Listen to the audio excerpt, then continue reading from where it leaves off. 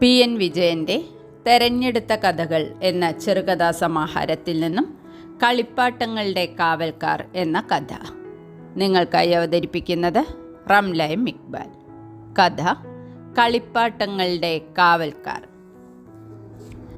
സായാഹ്ന പത്രത്തിൽ ഒരു പരസ്യം.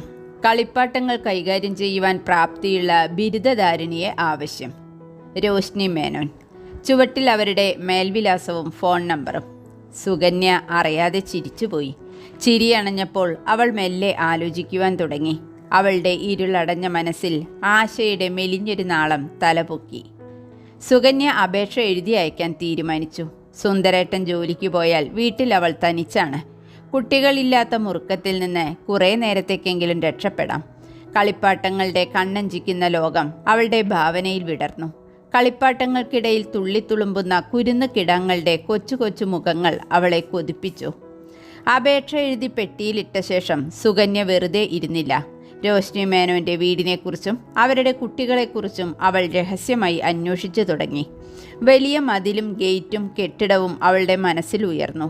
മനോഹരമായ പൂന്തോട്ടവും പോർട്ടിക്കോവും അവളെ വിസ്മയിപ്പിച്ചു.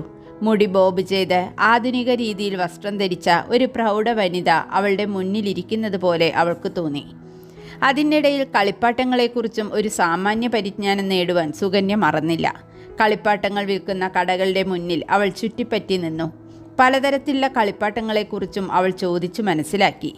കടയിലുള്ള ജോലിക്കാരെ തൃപ്തിപ്പെടുത്താൻ വേണ്ടി മാത്രം അവൾ ഏതെങ്കിലും ചെറിയൊരു കളിപ്പാട്ടം വാങ്ങി വീട്ടിലേക്ക് മടങ്ങി.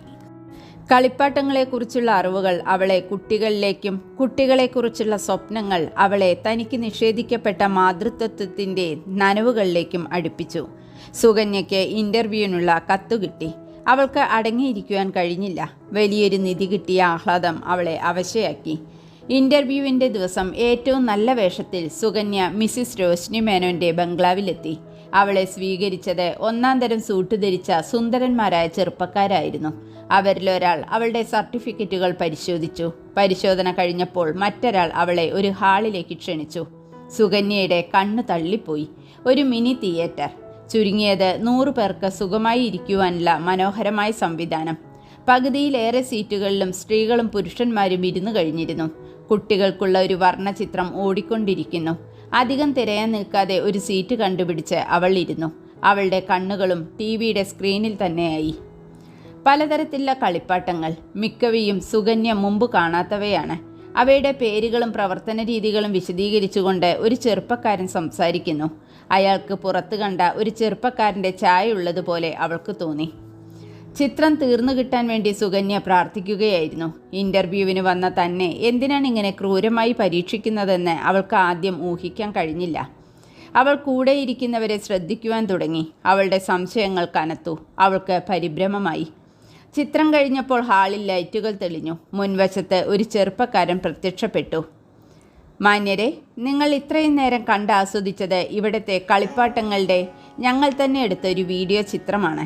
നിങ്ങളിൽ നിന്ന് തിരഞ്ഞെടുക്കപ്പെടുന്ന വ്യക്തിക്ക് ഇടപഴകേണ്ട കളിപ്പാട്ടങ്ങളുടെ ഒരു ഏകദേശ രൂപരേഖ തരിക എന്നതായിരുന്നു ഞങ്ങളുടെ ആശയം.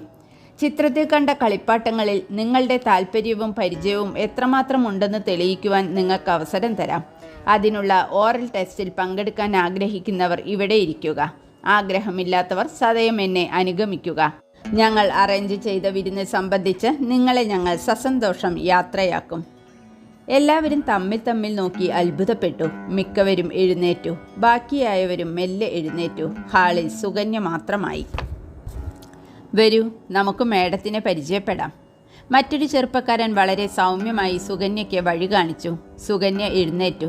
അവളുടെ ഹൃദയം ശക്തിയായി മിടിക്കാൻ തുടങ്ങി. അവളുടെ ഓർമ്മയിൽ രൂപങ്ങളും പേരുകളും കലഹിക്കാൻ തുടങ്ങി. കാതിലൂടെ കടന്നുപോയ വിശദീകരണത്തിൻ്റെ അംശങ്ങൾ അവളെ കൈയൊഴിയാൻ മത്സരിച്ചു. രണ്ടുപേരും വളരെ ഭംഗിയായി അലങ്കരിക്കപ്പെട്ട ഒരു മുറിയിലെത്തി. Congratulations young lady. നിങ്ങളുടെ ആത്മവിശ്വാസത്തിൽ ഞാൻ സന്തോഷിക്കുന്നു.